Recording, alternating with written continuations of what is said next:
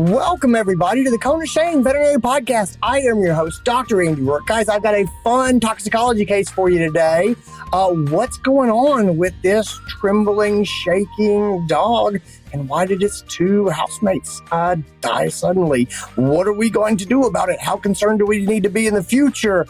Are we having good conversations with pet owners about what to do when they have the insect home protection guy come into their house?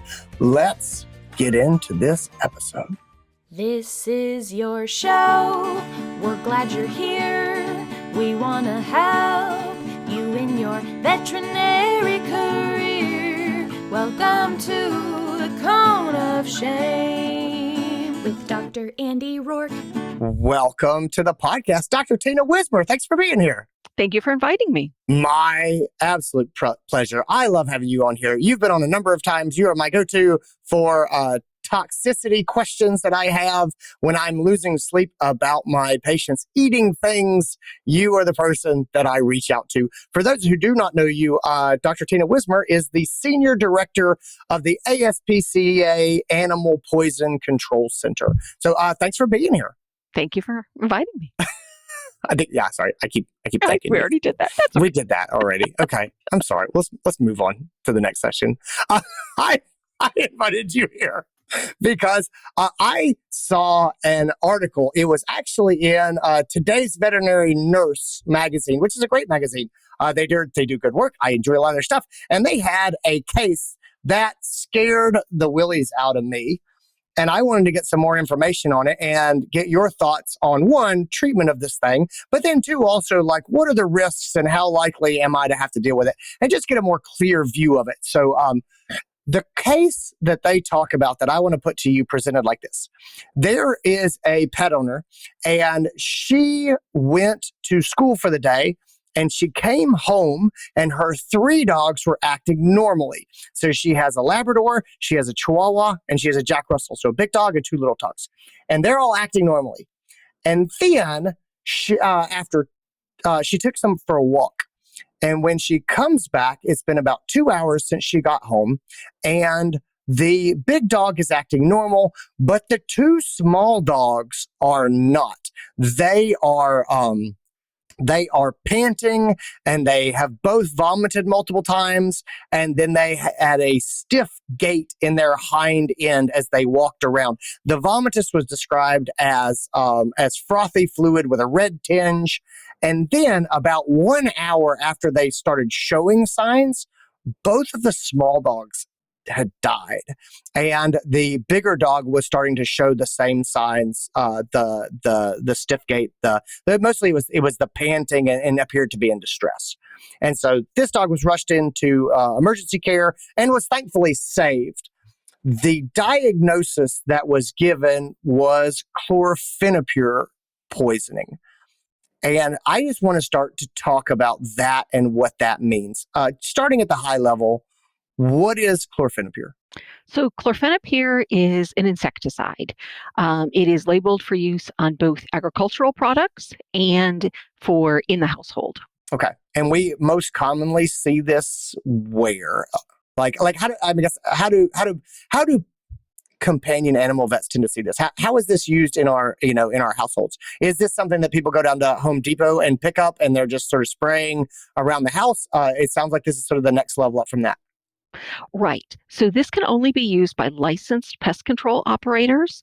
So this would be the company that you would pay to come in and spray your house for termites, or if you had a severe roach infestation, you're not going to be able to go to Home Depot or Walmart and buy this yourself. Okay. How often does this happen? I mean, I get my house sprayed for termites because I live in the woods. Is this a common occurrence? Is it fairly uncommon? How concerned about this type of toxicity should I be? Sure. So fortunately, it's pretty rare. This product has been on the market since about 2001. And we see the occasional animal that gets exposed and has problems, but it's not very common. Why do we think it's uncommon? Is this type of chemical not used really widely by the guys who are spraying? Is it dose dependent? And so most pets don't reach a dose that is going to cause clinical signs? Were all three of these dogs just the weird cases that had a reaction? Like, so yeah, what's your take on why we don't see this more commonly? Right. Number one, I don't think it's very commonly used as compared to our other like pyrethrin-based products, which we know are quite safe around mammals. I also think that most people remove their animals from the household when this person is coming over to spray.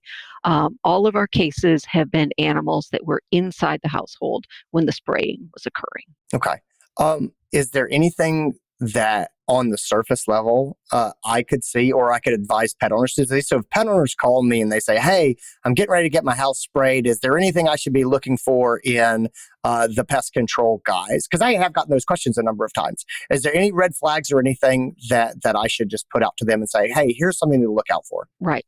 So most pest control operators will give you the name of the product that they're using, things like EPA registration numbers, so you can check and see, right, how safe is this to use around pets.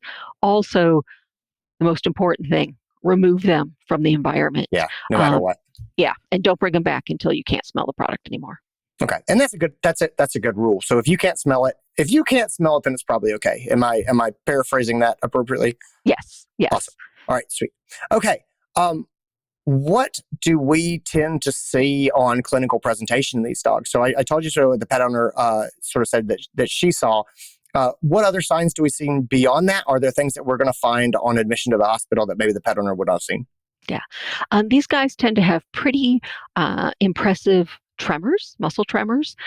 So then we get secondary hyperthermia, right? Your body temperature goes up. And some of these guys will also develop pulmonary edema. What temperature levels are you talking about when you say the temperature goes up? Because I see a lot of nervous dogs that come in at 102.5. Is that what we're talking about? Or are we talking about 104, 105? We're talking these guys can present at like 107 or 108. Okay. So, yeah. Badness. All right. That's super helpful. Okay. That way I won't be like, oh my God, he's 103. Is this... No, not Chlorfenapyr. What other presentation? So this is clearly, we've got muscle fasciculation, stiff gait, vomiting, panting, things like that. This is going to look like a toxicity at some point. What else looks this way? What are my other differentials that I want to separate this from? Sure. The one thing this looks very common or very, very similar to is hops. Toxicosis. So if you're home brewing beer, dogs that get into the hop pellets or they get into the hops flowers that are in your compost pile will present the same way. They'll be extremely hyperthermic. They'll be panting. Okay, and that's a question I don't have in my repertoire for pet owners. Have you been brewing beer? Right. No, it's pretty popular now. I mean, yes, in a way. But if I have you, okay, people, yeah, that's going to get me some weird looks from people when I quit. Right. As I race him to the back, have you brewed any beer? Tell me now. And if so, can you bring me some? Exactly. Yeah. If not, that's good. And if yes, that's also good because I'm going to need one. Okay. So my main differential is hops from beer brewing. So have you had any insecticide sprayed? You don't brew beer, do you? Those are two good questions. Okay. So basically same muscle fasciculations, high body temperature, vomiting, things like that. I'm going to see in both those cases. Yes. What am I going to see on my diagnostic test? Is there anything I'm going to see on the blood work that's going to tip me off either that I'm looking at these two, either hops or Chlorfenapyr, or that's going to differentiate them? Am I going to see on radiographs? Walk me through my diagnostics if you don't mind. Yeah. So on blood work, you're really not going to see anything initially, right? Everything's going to be normal. As the process goes on, things like CK are going to rise, right? Because we've got a lot of muscle activity. And then we can potentially see, coagulopathies because of, high body temperature, DIC. But nothing initially. It's going to be completely normal. Radiographs, once again, also going to look pretty benign. So the main way I guess what I'm hearing from you is clinical history is your guiding light. Like that's going to make it or break it. When the pet owner Mhm. says to you, yeah, we had the guy in to spray the house today while I was at work, how big of a blaring siren is that for you? Is that a big red flashing, this is an emergency, or is that kind of a, we're definitely going to need to look into this. We're going to need to take this seriously. Yeah. How big of how many alarm fire is this for you? Right. So with most insecticides that are contacted by the inhalation route, we're going to see signs within a couple of hours. Okay.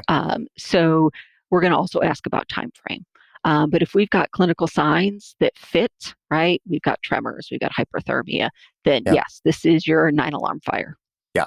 Okay. I wasn't sure how many alarms we could have. I thought I don't 5 know. was the I most, just but make it maybe 9. If it's a 9 alarm, I'm like, that's bigger fire than I had even thought. I love it. I Infinity? got it. I don't know. Yeah, exactly. I gotta.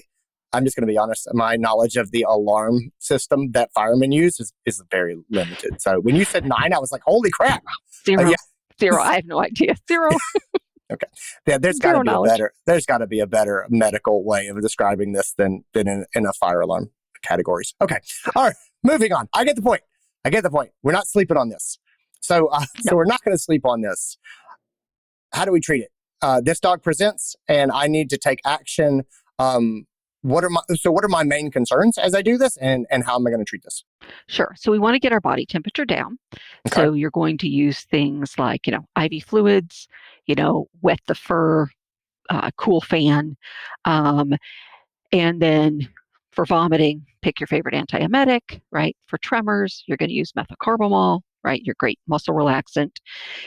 And then these guys actually respond pretty well to lipids. Okay. Tell me more about that. They respond pretty well to lipids. Walk Sure. me through that. That's not something I reach for a whole lot.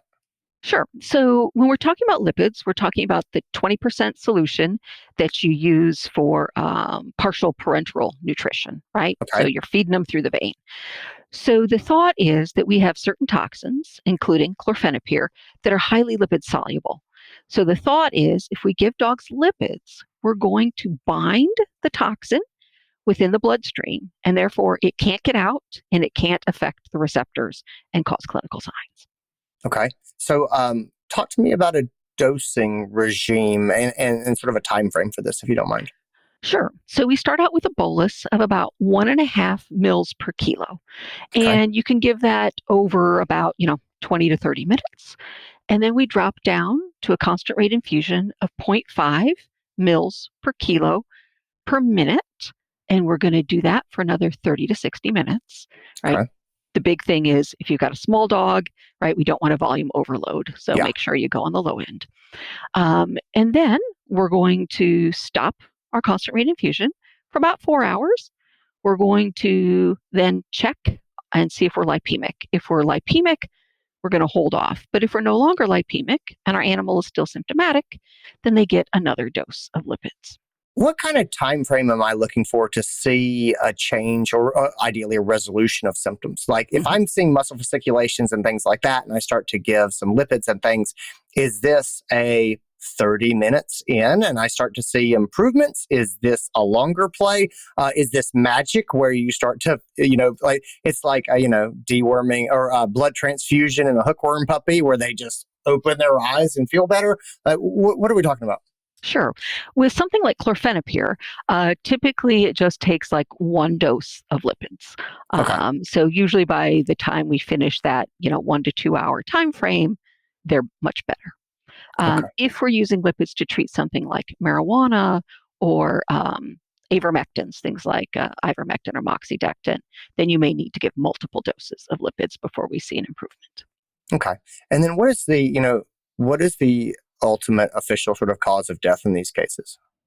So they can either die from, severe hyperthermia, Okay. or they can die from pulmonary edema. Okay. I'm assuming I'm going to pay special attention to lung sounds, things like that as we're treating and just try to manage to that. Exactly. Yes. Okay. All right. Any other pearls of wisdom for me? Any words of advice as I would wade into something like this? Any mistakes I really want to avoid making? I think the important thing is to keep a pretty close eye on these guys for the first couple of hours that you have them. If they're going to die, they tend to die pretty quickly. Okay. If we can get that temperature back down quickly, then they do well. Otherwise, then we have to manage, DIC, and no one wants to do that. No, yeah, let's not do that. Awesome. Dr. Wismer, thank you so much for being here. Tina, I appreciate you so much. I really appreciate your time. Thanks for inviting me. And that is our episode, guys. I hope you enjoyed it. I hope you got something out of it. If you're watching on YouTube, hit that like and subscribe button. If you're checking out the podcast, the nicest thing you can do is leave an honest review wherever you get your podcasts. It's how people find the show. It means the world to me. Guys, thank you so much for being here. I hope you learned something. I hope you enjoyed your time with me. I hope to see you again soon. Take care of yourselves, all right? Be well. Bye.